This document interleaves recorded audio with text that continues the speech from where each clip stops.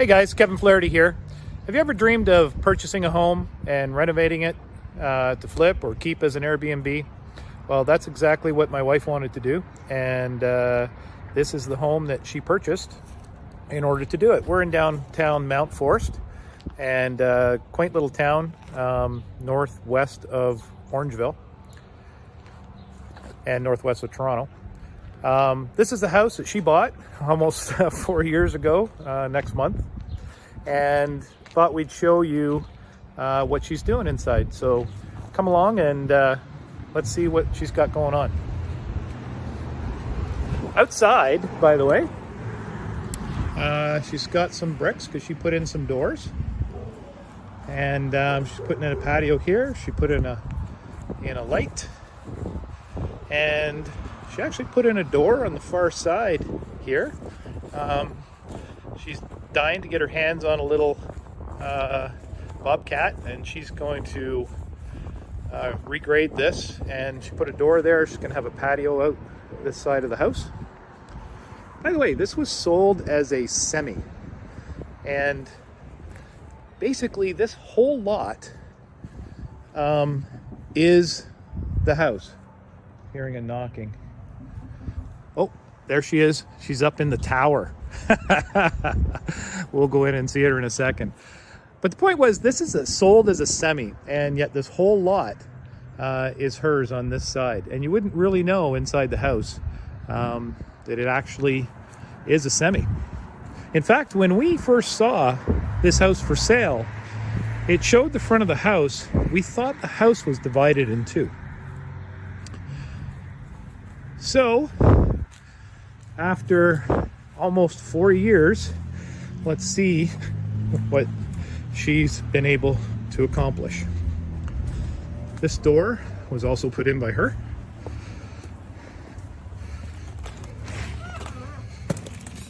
Hello, honey. This is Rolla and Moto. And this is the kitchen. One of the things I found interesting was that we don't see too often is she poured this cement countertop. And the cement countertop, hey honey, how you doing? Thought they would, maybe you'd like to tell them, people on Facebook and wherever I post this video, what your renovation experience has been like. Well, I call it my little house of horrors. I'm doing this with my brother Ron. I didn't pour the concrete, I mixed it. My brother prepared and poured all the concrete. Yeah, this has been a team effort. It certainly has. Yeah, you'll notice when this house was purchased, it had a drop ceiling in 2 rooms, and a lot of the mold was missing. So Kim and Ron have been trying to figure out how to replace the mold. I found this part really interesting. It's dropped down to here. Oh yeah, that's where the drop ceiling had come down to. So a lot of work. And there was a chimney here. Yeah. For the furnace. A brick chimney for the furnace. And so they cut the crown molding for the chimney when they put the chimney in. Tell them how, I found this really interesting. Can you tell them about the mold? To fix this mold, what did it take? What's this here on the table? I mean, you could find companies that will do molding for you, but the benefit of me doing the molding myself is that I get to keep the molds. I wasn't going to be able to keep the molds if I had another company do it. So what do you mean keep the molds? What is that? So this is a rubber mold, and I got it from Polytech. Awesome company, by the way. Very helpful in describing what they thought that I needed for the project that I was doing. So I needed to replace that, and it's 5 feet of plaster crown molding, and it's in 2 pieces. So you can see here, I don't know if you've already seen it. This is the bottom piece of the crown molding, and then this is the top piece. I didn't have a large enough sample for the top piece. So I have to do this in a bunch of small pieces. So this was the end result of creating Yeah, so- How did you make the mold itself? How did you make that? So this is a liquid rubber, and so I took the two samples that I have over there that are painted green and blue, and I put those into a bin and created a threshold, and then you pour. There's two mixtures that you have to put together, and it's a 1-to-1 ratio. And so then you put it in. I put it in a bottom down with the actual form that I want to be. So I was pouring the liquid rubber onto the form that I wanted. Right. Okay. So I did that bottom down, and then you mix the two, pour it in. You have to spray it with a release agent, your sample. Yeah. And you have to create a bottom so that you can get the mold out. Right. Very cool. So I created just using a clay, I created a base. Yep. And then put my mold on top, sprayed it with the release agent, and then mixed the liquid mold or the liquid rubber, poured it on top, and then let it sit for 48 hours. And then you pop it up, turn it upside down, and so this was actually what it looked like inside the mold. So then I popped out my sample, and then I had this mold that I use. So you could make as much of it as you want now. I can make as much of it as I want. Very cool. So tell us about the cement. I go into houses for a living, and quite frankly, we were away on a trip at an Airbnb. It was the first time we saw cement countertops. Tell us about that. So it's actually a lot of work, and it's very messy. So the first thing you have to do is prepare your cabinetry to handle the cement. And then you use a mesh, little feet. You build it up to the height of the cement, and then there's little feet. There's mesh that you use, I can show you. You put little feet in, and then you put the mesh on top, and the mesh will be below the level of the concrete, and then you mix it. It's not like sidewalk concrete. It's a smoother. This is not like a sand concrete. It's like got a shine to it. Really cool. And then there's plastic forms that you can get different. So we got I think this is a single bowl motors, I think it's called. But you can get different forms as well. But the more detailed your form, the more chance you have of it not coming out as nicely as you want. So again, when you have your form and everything is built up and created, you put this release agent on it so that it, or a release agent on it, so that when you take it off, it comes off very easily. How did you guys learn how to do that? Just Ronnie looked at YouTube videos. Cool. Yeah. All right. Why don't we go out this way? And hey, your two-piece washroom's pretty cool here. Well, this is kind of a servery area, and also has the Bianco underneath sink. There's a light here. Yeah, there we go. So let's have a look at your washroom. Tell us about this. This is my pride and joy. I'm a very Victorian type person. I love antique homes. So I found this on Kijiji. It's worth about $1,800. I got it for $250, and the guy let me have it because he wanted someone that loved the toilet as much as he did. Cool. To have the toilet. So we got this. Yeah. It's a Kohler toilet. And it's fantastic. Cool. Look at that. Consistent with the era. All right, and as we move on, we see you put in a door here going out to the side. I already showed outside, showed what you were planning out there. Yeah, so the one of the things we found when we got the house was there was really no room or doors at the time that was big enough. We had to cut the couch they had in here with a chainsaw to get it out. So at the time we were thinking there was really no big areas or doors to move things around in. So we thought we'd take this window out and put a door in and make it easier for moving furniture and things of that nature. But then we widened this entrance area. This used to be a door or a hallway right through the front door. And this was just a small doorway. So we widened this and to make it easier to move stuff in and out. And then we widened that entranceway too. So it made it easier to get stuff, move things around, but we still like the idea of having that doorway there. What about the drop ceiling? Did it extend into this area too? So yeah, this one here, actually because I took the window up, but it's about the height of the door. Where the drop ceiling was. I didn't know the medallion was there, this gorgeous medallion. It's hard to see the actual size of it in a picture. There was crown molding all around here, but it was basically destroyed, so we took it all down.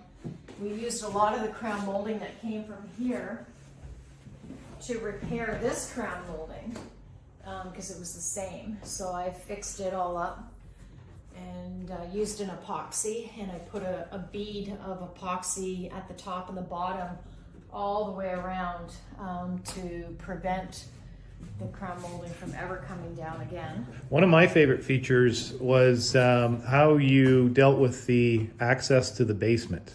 So yeah, original access to the basement was in the hall, which we can see in a minute. But we saw this in a restaurant, and I absolutely fell in love with the idea. I mentioned it to Ron, my brother, and he said, yeah, I can do that. So I was away for a couple of weeks, came back, and we have this lovely bookcase. But What about access to the basement though? What's that you're touching? of this is a secret panel. Yeah. And when you punch in the code, the door pops open. Look out, Moto. Watch out, Moto. Back it up, back it up. And it is the entrance to the basement. Nice. Well done. This actually opens up, look out, Moto, Watch out. all the way. So you've got full access, you've got a full entrance. Very That was cool. one of the things Ronnie wanted to make sure that he didn't compromise the entrance to the basement. So that's a magnetic lock? It's a mag lock, yeah. Mag lock. And how do you keep from getting locked And downstairs? if you're in the basement, which we won't go down because it's an absolute mess. Yeah. But if you end up in the basement and the door is shut, there's an unlock here. Right. So you can't get locked. So that's like your safe room. So this is Nobody the could safe. find you there. Nobody would know you was And even there. if they could find you, they wouldn't be able to get in. That's right. You'd have to know the code. Very cool. By the way, that's not a hinge, it's a pivot on the Yeah. corner. So if somebody wanted to do that, it pivots in one spot. So I still have to stain that, and that's going to be a Yeah. scary project because I certainly don't want to mess it up. I don't like the color of this room, so I am going to be repainting it. Yeah. But when we bought this house, there's a house on the back. I don't know if you talked about that. But as we Did. were cleaning things up and taking wallpaper off, we found things like doors to the other house. This house, the house on the back, was actually the servant's house to the people that lived here. So there were 4 doors that we had found, and you can see the remnants of a door here. You didn't see it before. This room had paneling on it, so you never saw the door before. But so I'm going to be cleaning this all up. I used the wrong sheen of paint, but so you can see the remnants of it. But we're gonna sand all that down and fix it all up to get rid of that remnants of the door. Cool. Why don't we go upstairs and show them upstairs? Okay. See what's going on up there. So this room actually is done too. I just got to replace the window Yeah. and put some trim on and repaint that. And this room is basically done. We just replaced a bunch of the windows here. This is the front foyer. I don't know if we talked about that. That's Nope. the window that's going in there. And I just love those doors and the Cool. ceiling crown molding. I put that medallion on. All The right. light. All right. Let's go upstairs. So these stairs will eventually be stained, but that's the last thing I'm going to do. I'm just working on the ceiling here. I scraped, that was a stucco ceiling. I scraped all that off, and how'd you get that so smooth? Smoothed it all out. I used a paint remover called, I think it's 1853, and I rolled it on, left it for 10 minutes, and then scraped. Cool. So now I'm just working on this upstairs foyer. So that's all the door trim and stuff that we've taken off over the course of time. So we're just keeping it to figure out if we need any of it or not. What's that stain on the floor? So this here, when we were doing some work downstairs, I actually just washed it so you could see it, but when we were doing some work downstairs, Ronnie took some of the plaster off, and on the wood, there was like a black stain, and he said, oh, this looks like it could be blood. And I said, well, there's a big stain on the floor upstairs above that. And so we think that this might be a big blood stain. We don't know. I'm going to have it tested. But back in the 1920s, so this house was built in 1876. And back in the 1920s, I've been told that it was a brothel house. So who knows what happened here, but we're going to get it maybe tested. I don't know if they can still test it to see if it is blood or not. But any sign of ghosts? You've been working a lot here. Any ghosts? Well, so when I first started working here, actually even now, I'm certain there is, and I don't want anybody to think I'm crazy. But there is definitely something in this house. When I first started working here, I would be on my hands and knees sanding, and I would feel someone standing right above me. And I would actually have to stop what I was doing, put my tool down, and look up to see if there was someone standing behind me. And there was nobody there. So there's definitely a presence. So if you ever finish this and do decide to sell it, we might have to disclose that. Well, yeah. Your buddy's here. That's right. Well, yeah. that buddy maybe. He's harmless. He's harmless. I still sense something. I don't even know if it's a he, but I still sense whatever it is. But it's not on top of me anymore. It's not standing. It's almost like it was trying to tell me that it's there.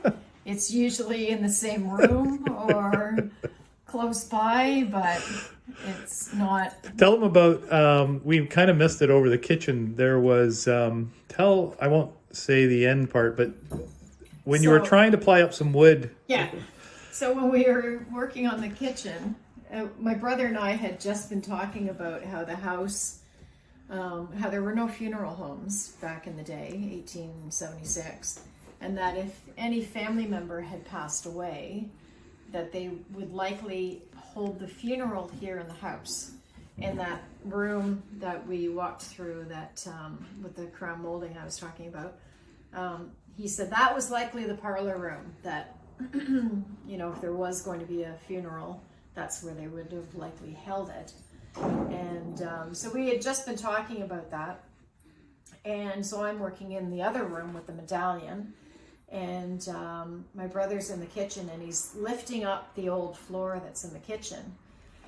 And as he's got a crowbar, and as he's lifting this thing up, all of a sudden, I look over, and he's holding on to this thing coming up through the floor, and his face is coming up by itself? Trying to hold this thing, right? And he's looking at me with sheer fear in his eyes, and I'm standing, a distance away. I can see it's a box. Okay, so let me get this straight. You're prying up a piece of wood in the kitchen. It comes loose, and something starts rising by itself out of the floor. Out of the floor. And it's a box, and I said to him, what the hell is that? It looks like a coffin. And he looks at me and says, I think it's a dumbwaiter. So sure enough, this thing comes up out of the floor, and it's a dumbwaiter. Like when we realized. So tell them what a dumbwaiter is. Well, I think most people would know what a dumbwaiter is, but it's so down in the basement, they would from the other house, there's a door to the other house in the basement, in the room that this dumbwaiter would have been coming from. And so they would have been probably bringing food from the other house through the basement into the dumbwaiter into the kitchen, and then back down again.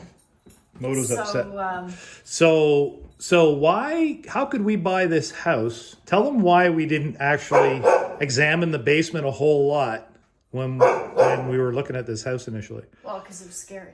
Not because it's scary. There was something that was even more scary.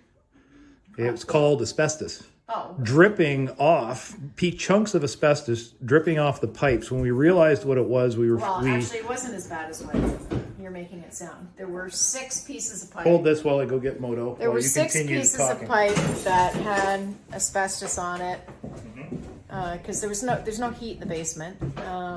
There's 6 pieces of pipe that had asbestos on it, and my brother had a company come in, remove the pipes with all their equipment and their whatever you call them. So it was all professionally done, but it was all removed. And so we didn't go down into the basement because of these 6 pieces of pipe that had asbestos on it. Absolutely. So, We have a fantastic building inspector went down and checked it out. yeah. Steve Pocket, HMP Home Inspections, Yeah. did a fantastic job. I warned them about the asbestos. And what about the remediation of the asbestos? Tell me about that. Yeah, so we had a company, I wasn't here when it was done, and before, when we took ownership of the house, that was the first thing we had done. They came in, removed it, they set up all their equipment with their ventilator thing, and again, there was only 6 pieces of pipe, and they cut the pipe, and removed it, did whatever, however they have to remove it, and yeah, by the time I came back, it was gone. Hazmat suit. So that was the first thing you did. Yeah. Get rid of all the danger. Yeah, before we did any work in the house, we got rid of all. All right, let's move along. So this room? Yeah, so this will be a bedroom. So I've been buying some chandeliers and stuff. So this room basically is done. I just got to replace the window in here. That's done, huh? Yeah. Gotcha. This room is done. Gotcha. Okay. What's going on in here? What'd you do? So this is No lights in there? the bathroom.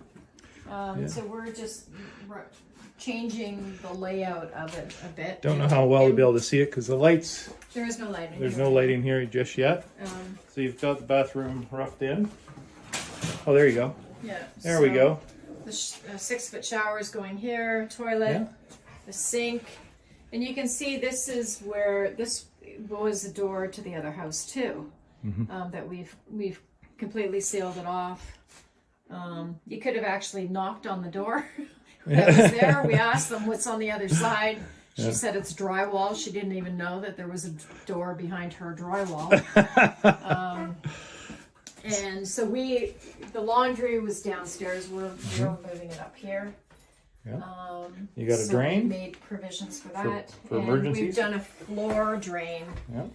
In case the washing machine ever overflowed. So Gotcha. it was easier than trying to do a base and do the washing machine on a base. We've just done a floor drain. Cool. So the floor slopes to this drain. Let's go have a look at the master. See what you got going on in there. So I'm just right now sanding, and my brother drywalled this, and I'm just taping it, sanding it, and priming it. Okay. So this was actually a plaster. This chimney was actually plastered over. We didn't know there was. We just thought it was a wall. I didn't know that there was a chimney there. And then I started chipping at some stuff. We were going to take it away, and it was this beautiful brick chimney. So we just left it exposed. We've cleaned it all up. It was actually, Ronnie widened it. It was only to about, I guess, here is about 18 inches, and then he widened it to here to center it between the 2 windows. A good friend of ours, Kim Kerr, gave us this beautiful cast iron thing. Kim Kerr, if you see this, that's exactly what your gift That's where it went? Where we put it. Thank you very much. This is a gas little insert that we've had installed, and it's a direct vent, so it's going right out the wall out in the back. This is the so we're just fixing up the plaster and gonna drywall that. That acts as lath. Actually, if anybody is renovating an old century home and you're using this as lath, it's with the drywall, it's a little bit wider. Tell them what lath is, just in case somebody doesn't know. So lath and plaster. So this is lath here, and they put the plaster on top of the lath. But if you are using this as support, when you put the drywall on, it's actually thicker than the lath and plaster. Well, in this house it is. So we've had to hammer this down to make it level when we've replaced it. So, what do you got going on in the middle of the room here? So this is actually the tub for the master bathroom. So this is going to go into the room that we're going to look at next. I got some funky fixtures that we've already installed. The water's going to come out here. It's going to look pretty cool. That's the black drain that I had to special order. So that's going to be cool when that goes in. I saw the sleeve for the tub in the other room that we haven't seen yet. Barn doors here, sliding double doors, barn doors sliding here. Cool. This is the ensuite bath. This was a plaster wall as well, this one and that one. And we took the plaster off to expose the brick wall. Looks really cool. I've got a piece of barn board that we're putting up here to close this in with. And we've got a piece of barn board that's going up here. Cool. We took the plaster ceiling off, put in the pot lights, replaced it with this thick bathroom, water resistant, mold resistant drywall. And we're insulating all the walls so to keep the sound down and to help with the heat in the house too. We've got a little towel rack thing here that's going to go on the wall. So that's plumbed in? Was cute. Yeah, it's got PEX piping, so when the floor is heating, water's going to run through here. And well, that's another thing. Where did you put heated floors? so heated floors in all the bathrooms, kitchen, foyer. Yeah. And they're not electrically heated. No, it's boiler. Boiler heated. Boiler system. Hence all the plumbing. Because the house has got radiators, so we're keeping a number of the radiators. But some of the rooms were too small to keep the radiators, so we did the in-floor heat instead. So the radiators will be hooked up to the same system as the in-floor heat, and they're all going to be zoned. So each room will have its own temperature control, and it will be automatic. It will come on and off based on the temperature in the room. So they're all zoned with sounds pretty modern for an old girl like this one. Yeah. Want to move on to the next room? So this is actually why we bought the house. And this is my brother that's coming up with all these ideas for the zoning and the in-floor heat and everything. He's built about 4 homes. So this room's done too. I just have to finish some touch-ups. Our definition of done greatly differs, but This room is done. This is going to be the Marilyn Monroe room when I'm done. So I've got a big red chair that looks like a set of lips that's out of my house right now. That's going to go in here. Cool. And a big Marilyn Monroe picture. So this will be the Marilyn Monroe room. My favorite room next? And my favorite room, and the reason why we bought the house was my tower. Wow. Oh yeah, this has got in-floor heat too. So I've got a big chandelier that we're going to hang from, Roddy put the electrical in here. We've got a big chandelier that we're going to hang down that will hang in the center of the 3 windows. So right about here. So you can see it from the street. Cool. Quite high up. Yeah, it was tough trying to paint the ceilings in here and get the edging of the walls on the ceiling. Oh, there's a nice new roof. Yeah. Still got lots of pointing to do on the brick. New eavesdropping. New eavesdropping, new roofs. Yeah. Cool. So this room should be done probably by Wednesday, by the time I finish. Yeah. So when's this whole project going to be? How long have you been working on this, honey? You're such an ass. 4 years. 4 years in June. And yet, you notice she's like done. We're done. Yeah. we're pretty much done. I've been hearing that for 4 years, by the way. This is only going to take us a couple. We're going to go in and slam dunk this thing. Yeah. 2 more months. But you're having fun, yeah? I'm having fun. What advice would you give to someone thinking about taking on a project like this? Maybe consider your over improvements. Yeah. Like different zones, cement floors, in-floor heating through a boiler system. Yeah. Yeah, consider and have someone that knows what they're doing. Like you don't want to start a project like this and then the person not know what they're doing. Is there anything of the dumbwaiter left downstairs still? No, but I have the weights. Yeah. The weight is actually. But it's not. It was actually literally functional before. Yeah. No, I have the weight actually. So that's all been removed. Downstairs, yeah.